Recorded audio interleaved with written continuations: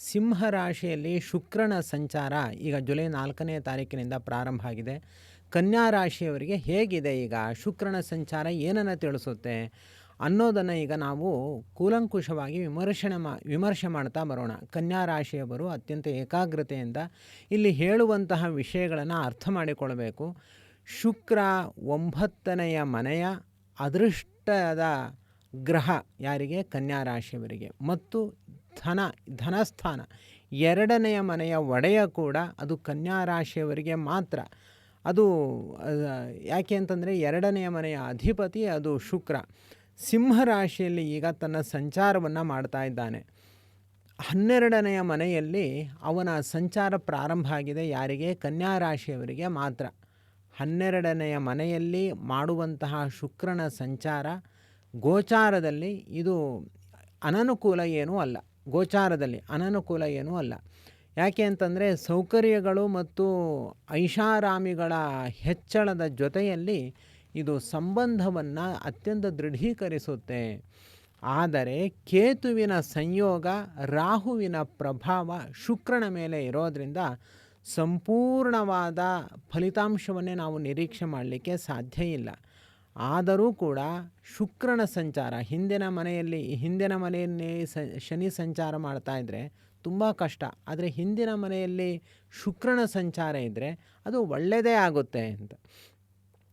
ಈಗ ಅಷ್ಟಮಾಧಿಪತಿ ಕೂಡ ಅಂದರೆ 8ನೆಯ ಮನೆಯ ಅಧಿಪತಿ ಯಾರು? ಮಂಗಳ, ಕುಜ, ಅವನ ದೃಷ್ಟಿ ಶುಕ್ರನ ಮೇಲೆ ಬೀಳ್ತಾ ಇದೆ.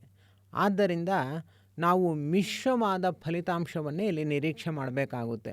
ಸಂಪತ್ತಿನ ಮನೆಯ ಒಡೆಯ 12ನೆಯ ಮನೆಯಲ್ಲಿ ಸಂಚಾರ ಮಾಡ್ತಾ ಇರೋದ್ರಿಂದ ಈ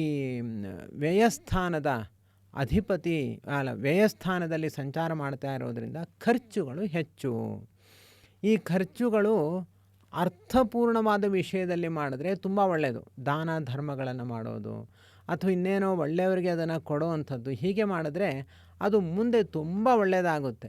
ಆದ್ದರಿಂದ ವ್ಯಯಕ್ಕೆ ನಾವು ಚಿಂತನೆ ಮಾಡಬಾರ್ದು. ವ್ಯಯ ಆಗುವಂತಹ ಸಂದರ್ಭ ಬಂದಾಗ ಸದ್ವಿನಿಯೋಗ ಮಾಡಬೇಕು.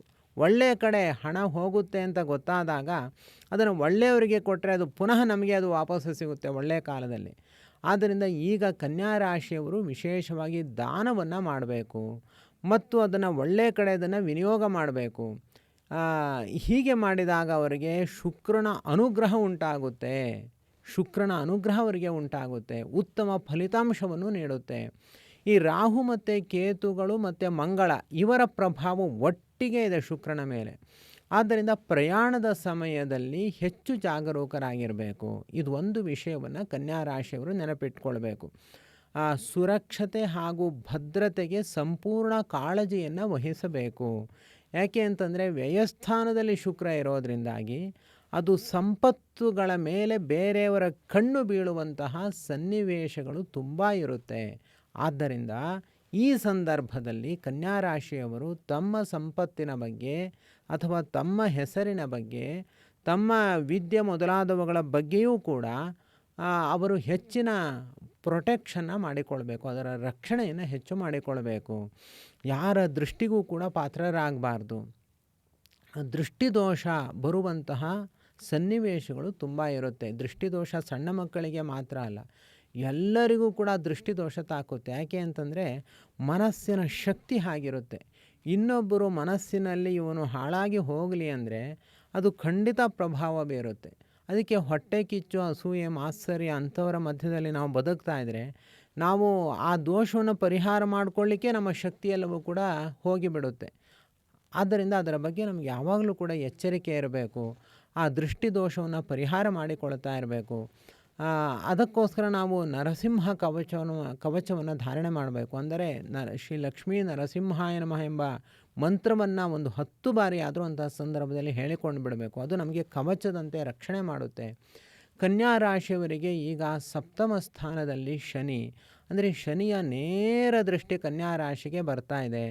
ಆದ್ದರಿಂದಾಗಿ ಅವರ ಎಲ್ಲ ಕೆಲಸಗಳಲ್ಲೂ ಕೂಡ ಮಂದಗತಿ ಪ್ರಾರಂಭ ಆಗ್ತಾ ಇದೆ. ಇನ್ನು ಕೆಲವರಿಗೆ ಅಸೂಯೆ, ಮಾತ್ಸರ್ಯಗಳು ಹೆಚ್ಚಾಗ್ತಾ ಇದೆ, ಹೊಟ್ಟೆ ಕಿಚ್ಚು ಜಾಸ್ತಿ ಆಗ್ತಾ ಇದೆ.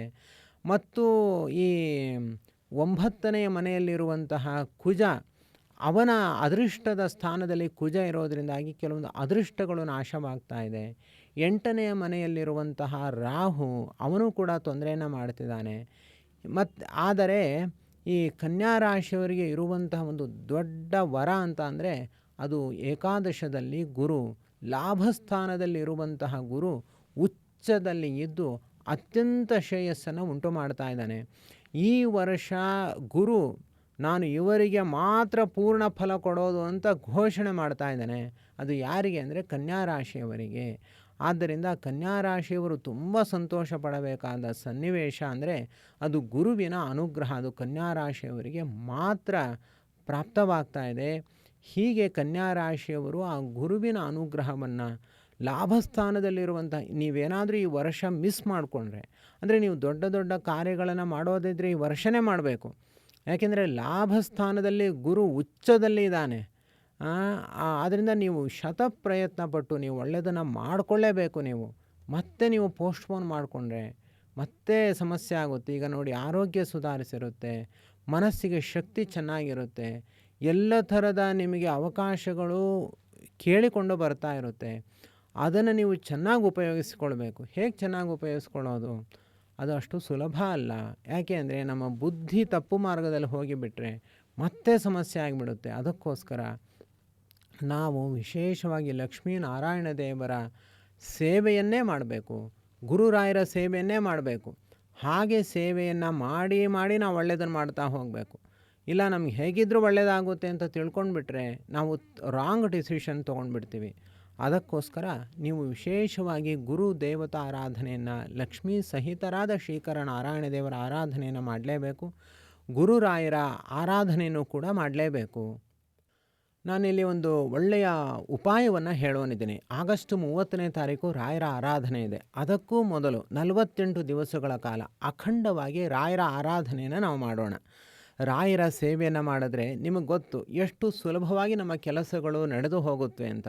ವಾಸ್ತವವಾಗಿ ನಮ್ಮ ಜಾತಕದಲ್ಲಿ ಅನೇಕ ಸಮಸ್ಯೆಗಳಿರುತ್ತೆ. ಆ ಸಮಸ್ಯೆಗಳನ್ನು ನಾವೊಮ್ಮೆ ಅರ್ಥ ಮಾಡಿಕೊಂಡು ಅದನ್ನು ಮನಸ್ಸಿನಲ್ಲಿ ತಂದುಕೊಂಡು ಅದನ್ನು ಪರಿಹಾರ ಮಾಡ್ಕೊಳ್ಳಿಕ್ಕೆ ನಾವು ಪ್ರಯತ್ನವನ್ನು ಮಾಡಬೇಕು. ಸಮಸ್ಯೆ ಏನು ಬೇಕಾದ್ರೆ ಸಮಸ್ಯೆಗಳ ಕಡೆನೇ ನಾವು ಗಮನ ಹರಿಸದೆ ಹಾಗೆ ಪ್ರಯತ್ನವನ್ನು ಪಡ್ತಾ ಇದ್ದರೆ ಅದು ಸರಿ ಹೋಗಲ್ಲ. ನಾವು ಮೊದಲು ಏನು ನಮ್ಮ ಆರೋಗ್ಯ ಹಾಳಾಗಿದ್ದರೆ ದೇಹದಲ್ಲಿ ಏನು ಅನಾರೋಗ್ಯ ಬಂದಿದೆ ಅದನ್ನು ಅರ್ಥ ಮಾಡಿಕೊಂಡು ಅದಕ್ಕೆ ಚಿಕಿತ್ಸೆ ಕೊಡಬೇಕು. ಹಾಗೆಯೇ ನಮ್ಮ ಜಾತಕದಲ್ಲಿ ಎಲ್ಲಿ ಸಮಸ್ಯೆ ಇದೆ ಅದನ್ನು ಅರ್ಥ ಮಾಡಿಕೊಂಡು ಆ ದಾರಿಯಲ್ಲಿ ನಾವು ನೇರವಾಗಿ ಸಾಗಬೇಕು.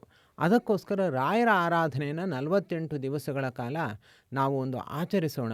ಈಗ ಜುಲೈ 15ನೇ ತಾರೀಕು ಪ್ರಾರಂಭವಾದರೆ ಆಗಸ್ಟ್ 31ನೇ ತಾರೀಕಿನ ತನಕ 48 ದಿವಸಗಳ ಕಾಲ ಅವಿಚ್ಛಿನ್ನವಾಗಿ ಒಂದು ರಾಯರ ಆರಾಧನೆ, ಒಂದು ಮಂಡಲದ ಸೇವೆ ಆಗುತ್ತೆ ಇದು. ಇಂತಹ ಒಂದು ರಾಯರ ಆರಾಧನೆಯಲ್ಲಿ ನೀವು ಕೂಡ ಭಾಗಿಯಾಗಿ ಖಂಡಿತ ನಿಮಗೆ ಶ್ರೇಯಸ್ಸಾಗುತ್ತೆ. ಇಲ್ಲಿ ನಾವು ಪ್ರತ್ಯೇಕವಾಗಿ ಅಂದರೆ ನಿತ್ಯವೂ ಕೂಡ ನಾವು ಕೆಲವೊಂದನ್ನೆಲ್ಲ ಹೇಳ್ತೀವಿ, ಹೀಗೆ ಸೇವೆಯನ್ನು ಮಾಡಬೇಕು ಅಂತ.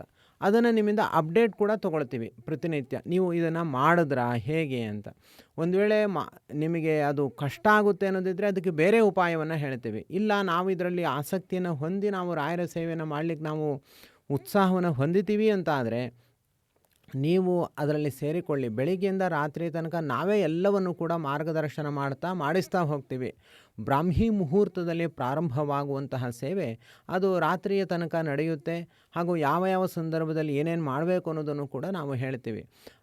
ಅದು 2 ರೀತಿಯಾದ ಸೇವೆಗಳಿಗೆ ಅವಕಾಶ ಇರುತ್ತೆ. ಹೆಚ್ಚಿನ ಮಾಹಿತಿಗೆ ನೀವು ವಾಟ್ಸಾಪ್ ಮೂಲಕ ನಮ್ಮನ್ನು ಸಂಪರ್ಕ ಮಾಡಿ. ಈ ರಾಯರ ಸೇವೆಯಲ್ಲಿ ಯಾರು ಭಾಗವಹಿಸ್ತಾರೋ ನಾವು ಒಮ್ಮೆ ಅವರ ಜಾತಕವನ್ನು ಕೂಡ ನೋಡಿ ಏನು ಸಮಸ್ಯೆ ಇದೆ, ಯಾವ ರೀತಿಯಲ್ಲಿ ಅವರು ಪರಿಹಾರ ಮಾಡಿಕೊಳ್ಬೇಕು, 48 ದಿವಸಗಳ ಕಾಲ ಹೇಗೆ ಅವರು ಸೇವೆಯಲ್ಲಿ ಭಾಗವಹಿಸಬೇಕು ಅನ್ನೋದನ್ನು ನಾವು ಮಾರ್ಗದರ್ಶನ ಮಾಡಿರ್ತೀವಿ. ಮತ್ತು ಪ್ರತ್ಯೇಕವಾಗಿ ನಿಮ್ಮನ್ನು ದಿವಸದಲ್ಲಿ ಅನೇಕ ಬಾರಿ ನಾವು ಕೂಡ ಸಂಪರ್ಕವನ್ನು ಮಾಡ್ತಾ ಇರ್ತೀವಿ. ನೀವು ನಿಮ್ಮ ಮನೆಯಲ್ಲೇ ಕೂತು ಆಚರಿಸುವಂತಹ ಒಂದು ರಾಯರ ಸೇವೆ ಆಗುತ್ತೆ ಇದು ಪ್ರತಿಯೊಬ್ಬ ವ್ಯಕ್ತಿಯನ್ನು ಗಮನಿಸಿ ಅವರವರಿಗೆ ತಕ್ಕಂತೆ ನಾವು ಒಂದು ರಾಯರ ಸೇವೆನ ಈ ವರ್ಷ ಮಾತ್ರ ಮಾಡಬೇಕು ಅಂತ ಒಂದು ಸಂಕಲ್ಪವನ್ನು ಮಾಡಿದ್ದೀವಿ. ನೀವು ಈ ಒಂದು ರಾಯರ ಸೇವೆಯ ಒಂದು ಕಾರ್ಯಕ್ರಮದಲ್ಲಿ ಭಾಗವಹಿಸಿ ಅದಕ್ಕೋಸ್ಕರ ನಮ್ಮನ್ನು ವಾಟ್ಸಾಪ್ ಮೂಲಕ ಒಮ್ಮೆ ಸಂಪರ್ಕ ಮಾಡಿ ಪೂರ್ಣ ಮಾಹಿತಿಯನ್ನು ಪಡೆದುಕೊಳ್ಳಿ. ಯಸ್ಸರ್ವಗುಣಸಂಪೂರ್ಣಃ ಸರ್ವದೋಷವಿವರ್ಜಿತಃ ಪ್ರೀಯತಾಂ ಪ್ರೀತೇ ಬಾಲಂ ವಿಷ್ಣುರ್ಮೇ ಪರಮಸುಹೃತ್. ಶ್ರೀಕೃಷ್ಣಾರ್ಪಣಮಸ್ತು.